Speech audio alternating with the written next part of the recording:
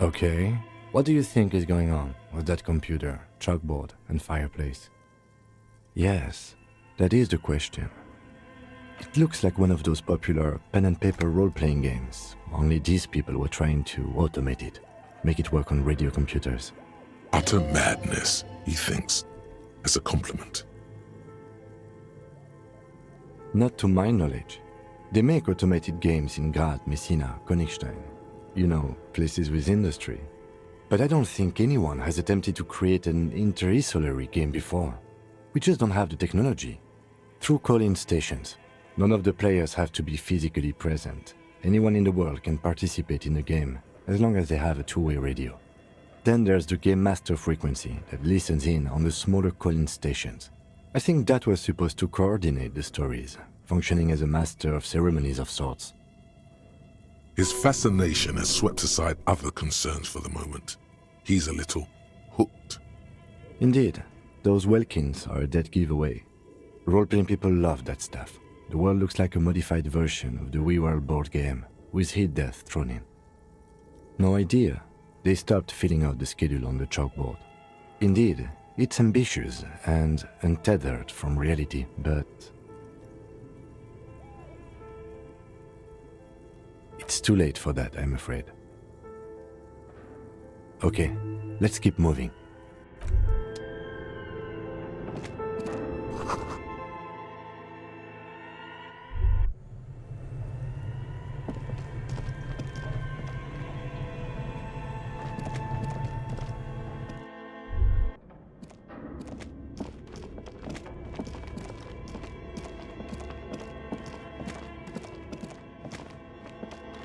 An iron safety curtain curves before your eyes, folded like a bellows. It covers half the room, blocking the way into a colossal industrial chimney. This must be where the entity lives. What an odd thing to do. Nothing happens. Still nothing. No one's home. Those curtains prove to be surprisingly sturdy. Your fist hurts now. If this is really an entrance to the chimney, then there must be a furnace somewhere as well. Maybe there's another way to get in. Can you please try to refrain from attacking random things? Thanks. In any case, there's no way we can get in right now. Let's investigate further. Hobocop.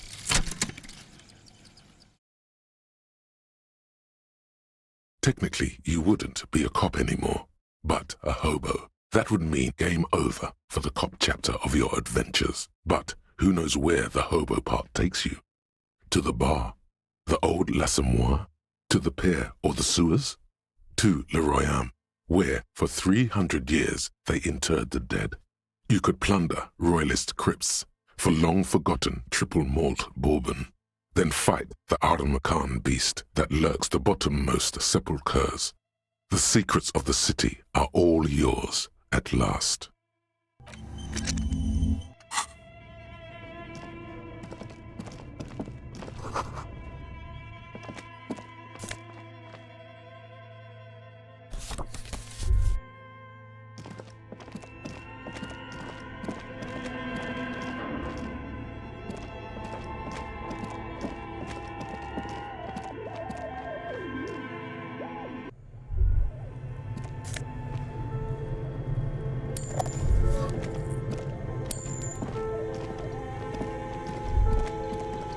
You see a terrifying ice bear with a strange compartment in its belly.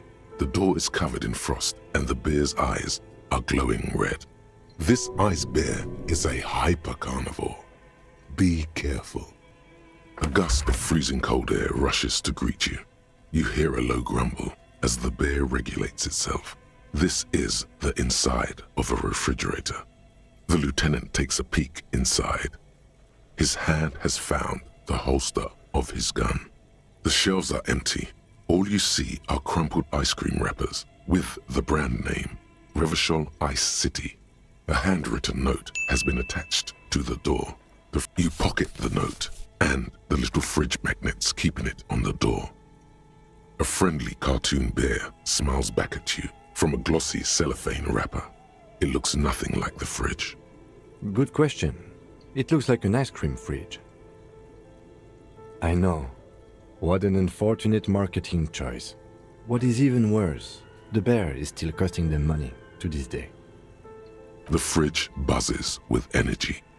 The electricity bill on this thing must be catastrophic.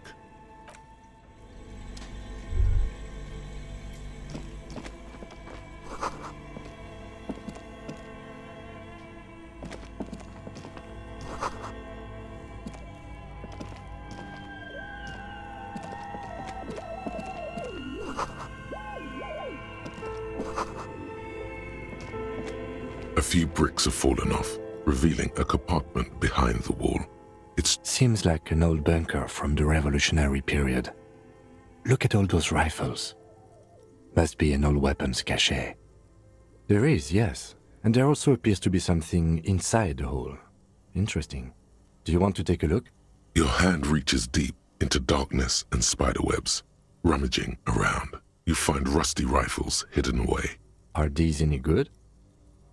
Most of them are rusty and inoperable, like the rest. But one catches your eye, a bolt-action model with a fine wood stock, in better cosmetic order than the others. Take it. You're a police officer. Police officers carry guns. That's a rare sight. Seems to no longer be functional, but still a beautiful thing in its own way. It means there are firearms, albeit inoperable, still lying around in Martinez.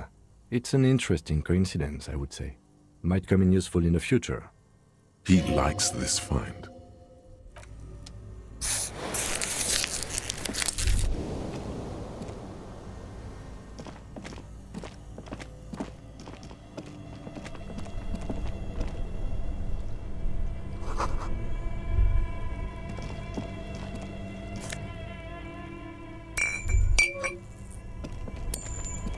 Two cables are plugged into the breaker box. The red one leads to the ice bear fridge, and the black one to the ice cream maker nearby. An electric sizzle. The room is slightly quieter now. Something close to you dies with a soft electric purr. Why did you do that? The lieutenant raises his brows, but doesn't say anything. The electric distribution board now has one cable missing.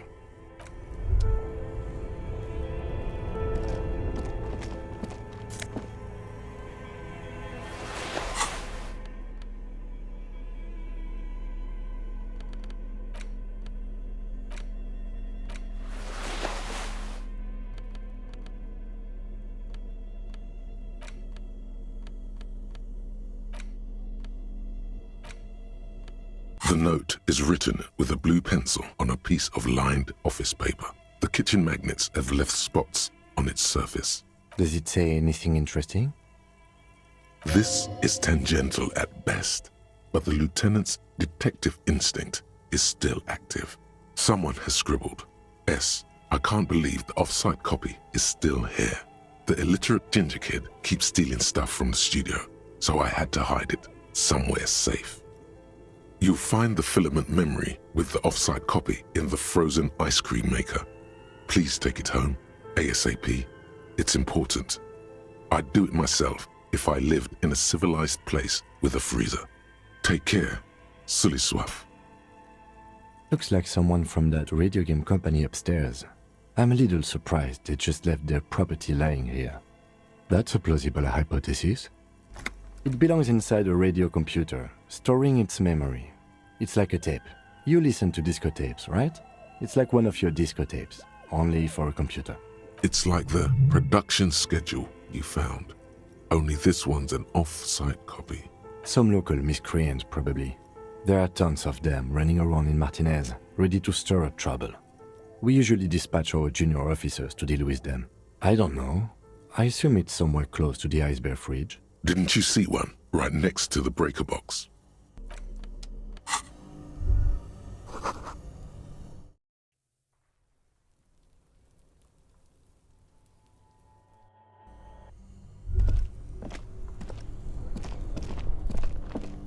This orange machine is dead still. It has a hand-cranked ice cream churner and an electric freezer. The ice around it slowly melting. Turning the crank feels oddly satisfying, like stirring your childhood dreams. In the distance, you hear water dripping. It's all gone now. You'll never become a poet or an entrepreneur. What better to assuage the creeping sense of failure than some frozen fat and sugar? You slip your fingers under the frozen lid, but the ice is too cold for you to get a good grip. A pry bar would come in handy here. If you want to try again, then you need to have the pry bar in your hand, detective.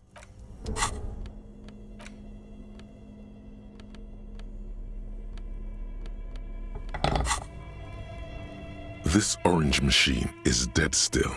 It has a hand-cranked ice cream.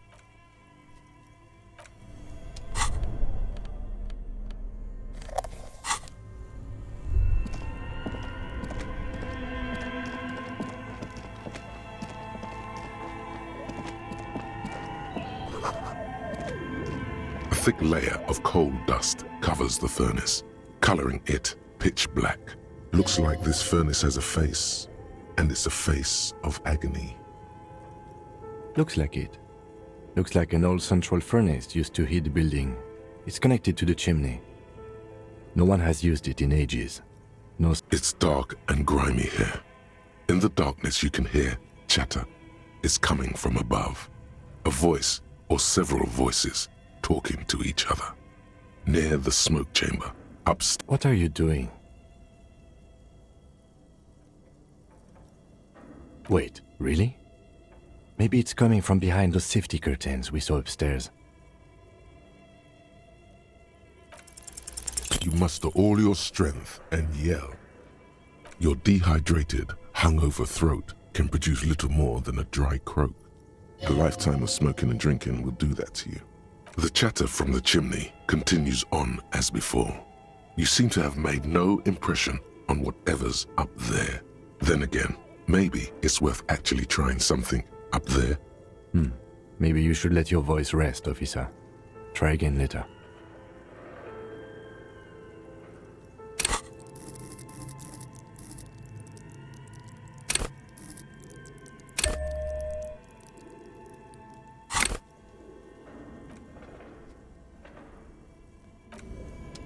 A thick layer of coal dust covers the furnace. Another pathetic yelp sounds off into the vast darkness of the chimney. You're a little embarrassed you produced it. A lush layer of coal now covers your skin, sinking into the wrinkles. Your hands look ancient. You feel the spirit of Ramut Karzai, ancient hero of Grad, pulsing through you. All that's left is to cover your face in war paint. Yes, how grown up. The furnace agrees. The lieutenant seems relieved as well. You're right. The rooms do look like they're connected. But malignant entities don't exist. At least not the supernatural kind. Then what was the chatter you heard?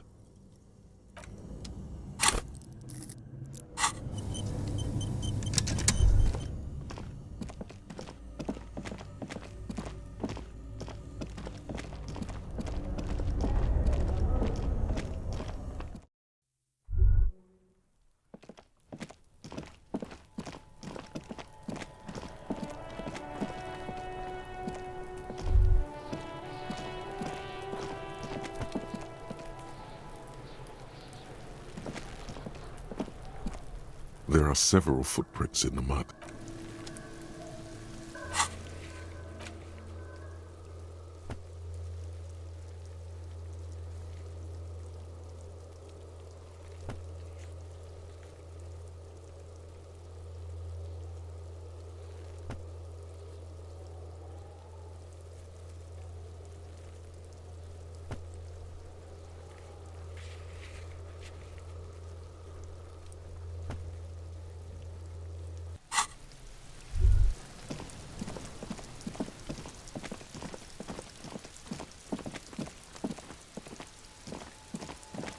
All around you, rain falls on the great city of Revachol. Rain drips from the eaves and floods the gutters, washing the filth away. The spring thaw must be here. The snow is melting. Looking up at the sky, cold water dripping from your hair. Grey sky like great battleships, clouds colliding with one another. Rain falls down on the world. Your shirt sticks to your chest. The shoulders of your disco blazer grow heavy. The cold finds its way in under your skin. You shiver, and the city shivers with you. You're not dressed for this weather. You should get an overcoat or a patrol cloak. Sheets of rain over the water, a flight of stairs leading into the ocean. Wave after wave washing the coast of Martinaise, with its motorboats and gently swaying reeds. The ruins of a half-sunken sea fort crumble on an inlet beyond the Bay of Revachol. Ghosts rise into the sky. Urban coastline, rain dripping off Eternite-covered roofs, cinder blots left over from half-finished construction, a defunct research and development building, once seized by revolutionaries. An old wooden church stands on stilts above the water. Coal City, end of all lines. The skyscrapers of La Delta, the financial district. Faint golden light seeps from the office windows. Will you ever go there? No, you are just one of the hundreds of thousands who watch them rise across the bay from Martinaise every day. Your hair is an oily mess flecked with ash from neighboring coal plants. Smokestacks rise somewhere in the distance. There's a frit on the corner. A plastic coat is folded into a small triangle under the counter by the window. Beyond that, the strikebreakers have gathered. The great gates of the industrial harbor are locked. A chill runs down your back. You shudder like an animal trying to shake water from its hide. You shudder looking down at your feet. Dirty rainwater runs veins into the plaza's snow. Two green snakeskin shoes stand at attention on the mosaic paving of the plaza. Capeside apartments. Tower blocks crowd one another. 4.46mm bullets still lodged in their war-torn stone walls. Hallways collapse from the mortar hits of a war that was lost long ago. Clotheslines go to waste in the rain. Radios play. A yard. Rain falls onto the roof of a woodshed. Coal leaks into a puddle beneath a dead man's feet. He swings from a tree, bloated. Droplets of rain slip from his cold cheeks. A traffic jam. Rain thrumming on the roofs of motor vehicles. Inside, drivers watch water streaming down their windshields. The statue of a king shudders. He too is cold. The canal bridge has been raised. The road ascends. A raised motorway loops above the ghetto. Beneath its concrete columns, a sea of rooftops, woodwork, and tar stretches northward. 4-story buildings as far as the rain can fall. The snows melt in Jamrock. Revachol is the capital of the world. Jamrock is the capital of Revachol. Droplets form on your eyelashes. It's home. I've a brother in the cut. Where the wood at? To be in Martinaise, where no one goes, at the runoff point of a long-forgotten canal, in the whitest part of town, in the shadow of the day the revolution failed. Standing in the rain, looking north, where Jamrock Rock City stretches inland. In the rain-swept distance, above the rooftops of Jamrock, a repurposed silk mill stands perched above the motorway exit. Precinct 41 hunches in the rain. Your vision blurs. You wipe your face with your hand. The rain stings your eyes, making you look up and blink. Coalition aerostatics hang like apparitions under the cloud cover. Way up there, where rain forms, rotors flutter silently. Your sight clears. Collapsed storm drains, old sewage systems flooded with rainwater. Hidden weapon caches from the revolution. Doors leading down to Le Royaume. The catacombs to which, for 3 centuries, they delivered the blue-blooded dead. This rain will not let up anytime soon. You should get a raincoat. There's a freight to the east. They sell them there.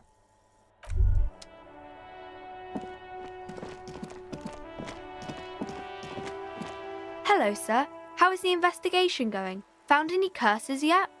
Oh, that's great! I hope exciting adventures lie ahead. And maybe you can help Mother become less afraid.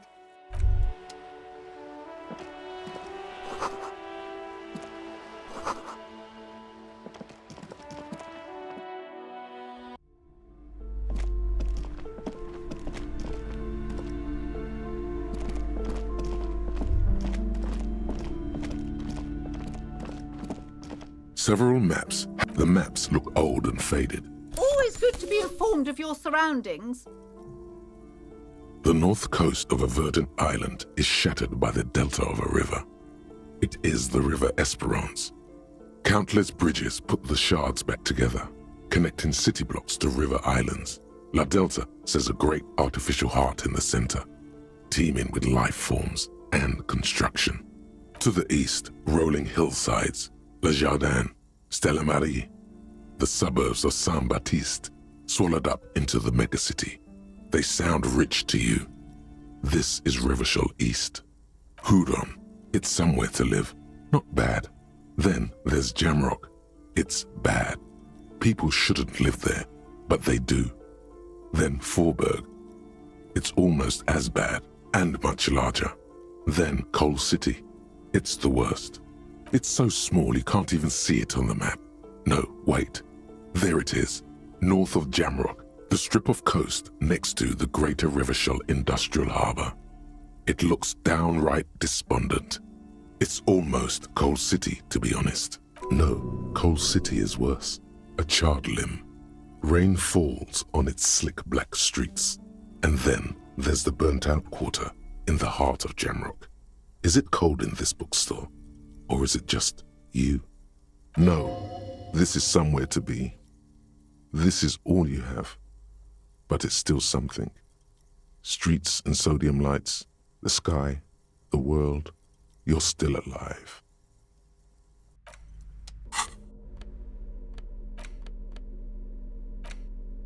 The worn map features the patchwork grid of the streets of Martinaise, with directions to appropriately touristy locations. Year 48 resides on the upper right corner. Your finger moves through the various streets, across Rue de Saint-Ghislain and Rue Saint-Sipar, over Saint-Brun and Martinaise North, finally coming to a halt on the spot where you are currently standing, although the map gives no such indication itself.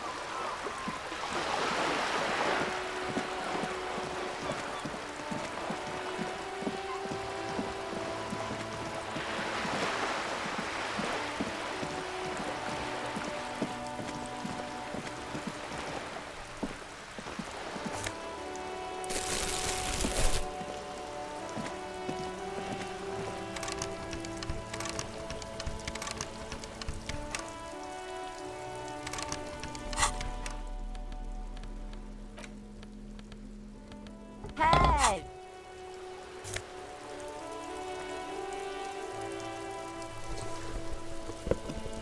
The streets will flow red once more, a great torrent rushing down Rue de Esperance. You wait and see. The streets will not flow red with anything. Who are you? I'm Cindy the fucking Skull. What else do you want to know? Date of birth, blood type, the last time I was tested for Hep C.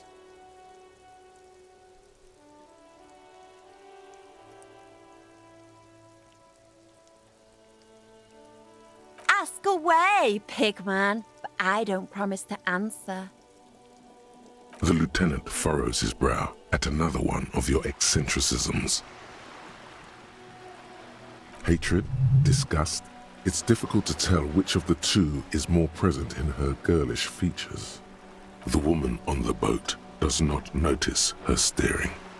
That is on her. Someone's got to keep an eye on her. Probably the Wild Pines rep. We should talk to her. She's a professional negotiator, though. I have the feeling she will be very cooperative while telling us nothing. You should take the lead. Ask her unexpected questions, you know? Do your thing. Don't be afraid to get a bit wacky. Throwing her off is our best bet. Good idea, piggies. Run along now. Fuck her shit up good. Impound that boat while you're at it. I'd like to watch her swim back to her on. Can't you tell? I'm painting a beautiful mural, an aereo graffitio visible from low orbit. I haven't really started it yet. I'm waiting for the right words. Yeah?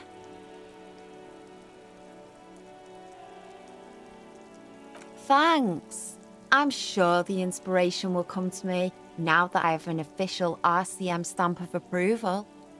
You've lessened her desire to deface the building. I ain't no snitch, pigstein. Go forth and forage in someone else's shit. No shortage of squealers in these parts. Actually, there is a shortage of people who talk to us in a normal, calm, informative manner. We weren't put on this earth to make your life pleasant, fucko. Watch your back, ungulate. You've got eyes on you.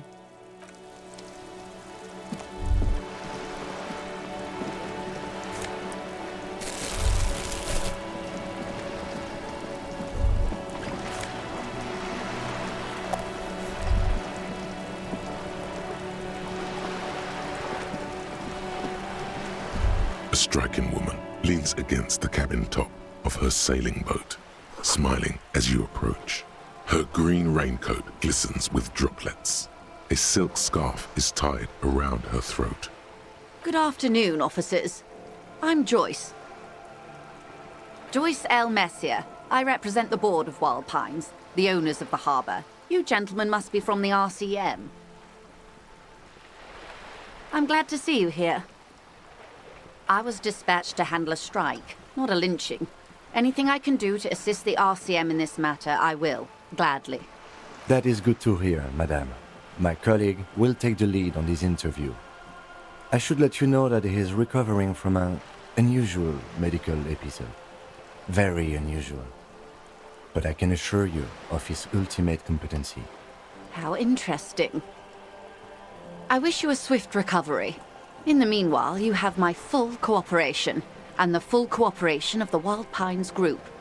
It's hard to get a read on her precise disposition, but she appears helpful.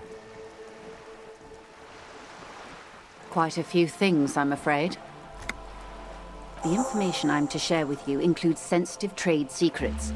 For the sake of my employer, I have to ask for your names and badge numbers. Of course, ma'am. We should have introduced ourselves.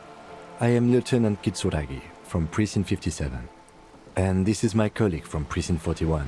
I'm afraid he doesn't have his badge at the moment. I hope mine will suffice. How curious. Why is that, Detective? Awkwardness washes over the conversation. The woman doesn't like this turn of events. I see. So, are you saying you lost your badge during the course of this episode? Oh dear. Some kind of encephalopathic amnesia. I don't even know how to respond. I do believe you, naive as that may sound. I simply can't imagine what you gain by faking such a condition. As I said, ma'am, his technique may be very unconventional, but he is an officer of the RCM. Of course, I sympathize. But I'm afraid I simply can't share anything more until I've seen that badge. Hang on. She's a professional negotiator. She should be open to some sort of mutually beneficial arrangement. Feelings will guide the way. I assure you, it is no small matter for me either. We all share the responsibility for disarming this situation. I hope you have a badge for me as soon as possible. She's silent. The wind flaps the sail above her. Officer.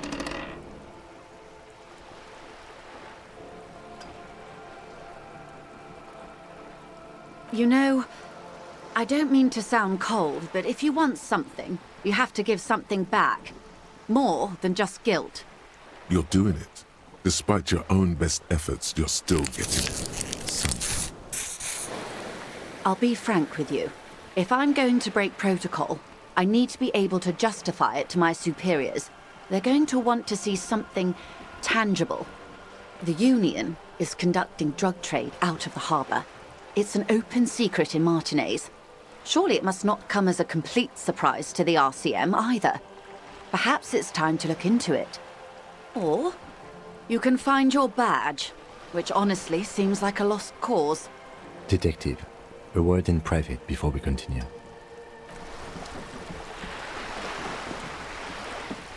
This is not going quite as I hoped it would, Detective. Honestly, I was expecting you to use your unorthodox technique to keep her off balance and, not volunteer us to be her henchman. This woman is running circles around us. She might have known about your misplaced badge all along, or she's simply an adept improviser. Either way, we've played straight into her hands. He doesn't let it show, but there is a limit to how much the consequences of your unprofessional behavior can cost the investigation. I'm sure you will, Detective. No. If there is reasonable suspicion, we must investigate. Otherwise, she could claim we are siding with the Union, or that we are on their take. We'd never hear the end of it. What I propose is, we ask her, then we investigate, briefly. But do not share the outcome of this investigation with her. We tell her it's done and demand for her information on the lynching. Oh, that would be fantastic, but do we have the time? The world is large and your badge is 8 by 6 centimeters. You could request a new one from your station, but that would literally take months. You're back. Good. What can I help you with? It's quite straightforward. Someone is using Terminal B to smuggle raw ingredients from the Samar and Isola into Revachol with the Union's blessing. Wild Pines has suspected it for years. Ingredients for what, ma'am? Meth and dextroamphetamine, GBL, and various synthetic psychedelics. Honestly, it might be quicker to say what you can't make from the stuff. Yes, after they clear the terminal, we lose track. The actual production is taking place at various sites in and around Jamrock Quarter, north of here. Wild Pine seems to be well apprised of the local drug trade, ma'am. Do you mean to say the Union also produces the product? Sells drugs, I mean? We're in logistics. It's our business to know. And no. As far as the company knows, the Union does not produce it. They transport the ingredients for a cut. Yes, but you won't get anything out of Evrat and the Dock Workers Union. Still, every chain has its weak link. Unlikely, officer. I'm talking about the lorries. Once the ingredients reach Jamrock, they're distributed to a network of local manufacturers, well beyond our grasp. But in transit, they may be vulnerable.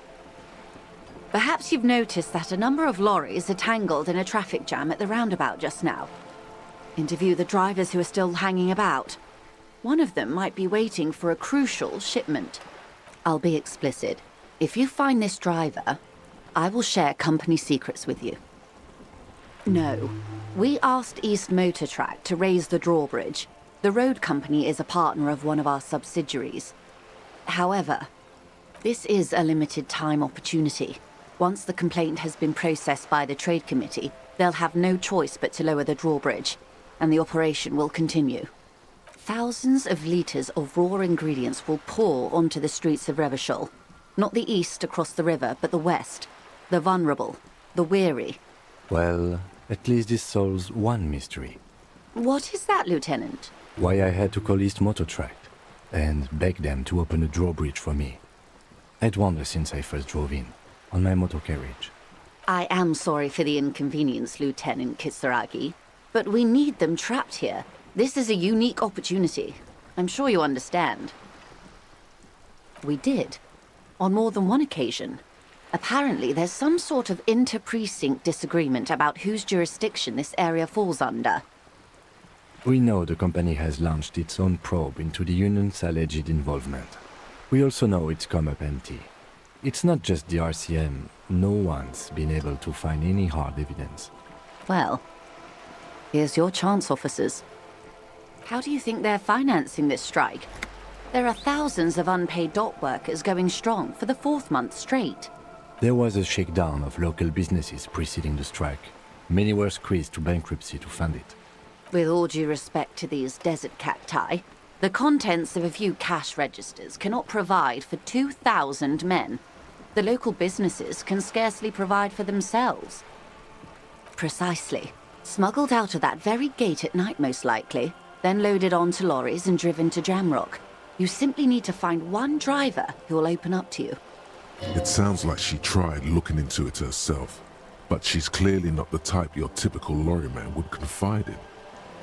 Yes? Excellent. According to my reports, there are at least 3 lorry drivers lingering near the roundabout. Hopefully one of them will know something. It may come to nothing, or it may just blow the case wide open. I can keep the drawbridge up for a few more days at least.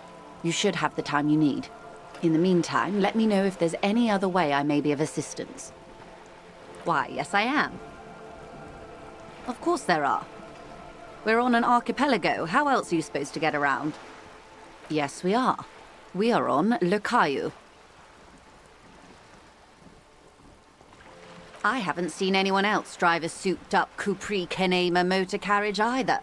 Actually, that motor carriage has been specially issued to serve as a patrol and pursuit vehicle. It's for crossing long distances in the greater Revachol industrial harbor. It's not a toy. Neither is this. A toy, I mean. It's a machine for crossing long distances in the Bay of Revachol, between the city and the islands. She's having a good time arguing against the law. Too good, perhaps. The boat? No. It is called Cordelati 19 because that's the type of sloop it is. The word "it" feels strange. Such a beautiful boat deserves a proper name. A breeze ripples through the sails and tugs at your hair. Below, the sleek, fish-like shape of the hull parts the water. Beneath that, a resounding darkness. It's a pleasure craft. A 19 pacer. It also happens to be rated for Category 1 racing. Though these days I mainly use it for business. Okay. How about Cordelati 19? Why? Because it was manufactured in Revachol East by a company called Cordelati, and its hull is 19 paces long. What? I think I'll stick with the factory name. But thank you. My sloop? I like it a lot. It's the eel's hips, baby. I'm enjoying this part of the interview. It has so little to do with the murder we're investigating. I really do, the lieutenant thinks. Is she thrown off yet? He's looking at the woman, assessing her. Good. What we do. I'm afraid I don't speak for Wild Pines as a whole. It's a giant undertaking. The Pines' core competency is logistics. Container shipping, freight, that sort of thing. See those airships there, blinking? Those are the shipping side of things. And that is the terminal. Another subdivision deals with energy, oil and gas exploration, offshore platforms. I'm not at liberty to discuss the company balance sheet, but I can tell you that last year, the company booked more than 20 billion real in revenue. A billion? It's a number, officer.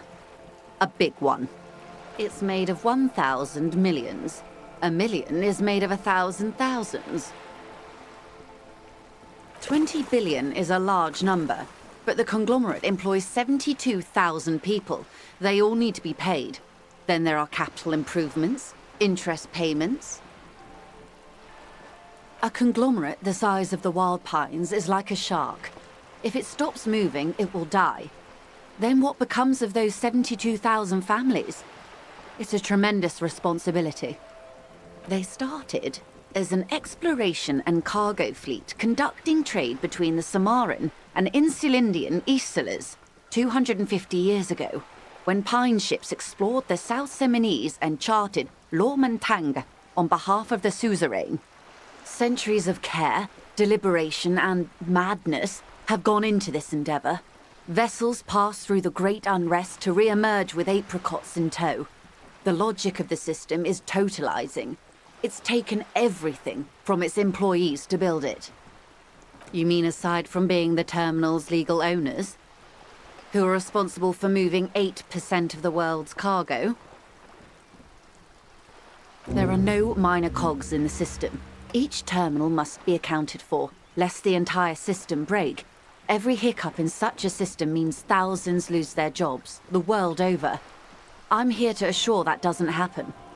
With your help, hopefully, says her warm tone. Everything. Right up to, but not including, trade secrets. I believe the official title is Senior Labor Negotiator. In practice, I'm a grocery clerk. I relay the union's demands to Wild Pines and return with Wild Pines' counteroffer. And how are the talks going? They're not. That's the problem. The union stopped all negotiations a week ago, after that awful lynching took place. Now they won't even let me into the harbour. There's a 2-meter-20 racist behemoth blocking the gates. What can I say? The union employs a giant covered in tattoos. A racist giant. I guess that's part of their big tent organization now. Let's say I was not making the kind of progress I'd hoped for when I first arrived. And when did you first arrive? I arrived 3 weeks ago. Yes, in the middle of February. The bay was still partially frozen then. I prefer to do these things on site, like the RCM. But the strike began in December. I wasn't the original negotiator here. I took over after Mr. Gaumont hit a wall with Mr. Clare, the union boss. Mr. Clare refused to speak with Gaumont despite concessions he'd granted the union in prior negotiations. This isn't the first time the union has gone on strike? Heavens no. There have been 2 prior strikes. Both times the union won significant concessions, including overtime pay and a medical plan. This time their demands are more, I guess you could say, aggressive. Mr. Clare told him to... how did he put it? Fuck off, midget. Gaumont is short of stature, you see. Yes. Keep in mind, this is a negotiator Mr. Clare has worked with before, and who was more than fair with him and the union. Sounds like usual aggressive posturing. There are leaflets everywhere, and banners. What did they say again? Oh yes, every worker, a member of the board. Fortunately, they explained it. Every time the Wild Pines group makes a decision about anything, it needs the signature of each of the 2,200 workers in its Martinez terminal.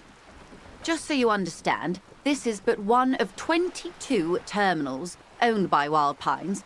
Essentially, not only are they kings of the company, they are also kings of the 72,000 employees of Wild Pines Group. I'm not sure. Naturally, I assume that was just their opening position, a hard-nosed tactic with a side of mockery. But there's been no follow-up, just the same nonsensical slogan repeated over and over again. And now, people are getting lynched, I hear. Behind the whirling in rags. A disastrous situation if there ever was one. Excuse me, from whom did you hear about this lynching? I first heard it from the bowyer at the gates. The one whose very name advertises his aversion to work. I think he said it was, "Call me mañana." This checks out. Everard Clare is a man of the utmost integrity. If you can say one thing about him, it's that he always puts the interests of the workers first. Of course not. Everard is fantastically corrupt. I imagine he has a thick, viscous goo where you and I have blood. He is the most corrupt individual I have ever seen, and I deal with men like him for a living. If there is anyone more venal, more irredeemably nepotistic, then it's his twin brother, Edgar. Yes, Edgar looks exactly like his brother, except for that lazy eye. He also talks exactly like Evrart does, and when one's term as foreman is up, the other takes over. It's how they circumvent the term limits, you see, with a funny little switcheroo. While in office, they've embezzled God knows how much of their workers' dues. The Débardeurs Union was once a perfectly normal institution. 20 years ago, anyway. It must not have been easy to establish under the Emergency Act, but they did it. I can respect that. Organised labour at its best, as they say. Then something happened in the local chapter elections. The brothers Clare came and transformed it into a... how do you say? A mob. The Débardeurs are a crime syndicate. Sad as it may be, I suspect we'll be forced to cooperate with them. Refreshingly honest, officer. The company has tried appeasing in the past, but I'm afraid our concessions have only emboldened Evrart and his brother. And your opinion, Detective, if I may ask? I'm a curious and talkative person, you see. Would you say the Débardeurs Union is... Thank you for being candid. Sadly, Wild Pines have cooperated with what amounts to a crime syndicate for 2 decades. However much you feed the wolf always hungers. I'm glad you asked. There was a woman, the previous forewoman of the Union. She disappeared. Disappeared? Yes. On the last day of the local chapter elections, her daughter phoned in and said she wasn't running anymore, or coming to work. Ever. End of story. Indeed. The company suspects foul play, but there's nothing they could do. It was a union matter. The point of the presentation is, these kinds of things happen around the Clares. Watch out when you're dealing with him. Thank you for your concern, ma'am. We'll be... Of course. How else can I help? Of course, Detective. Take care.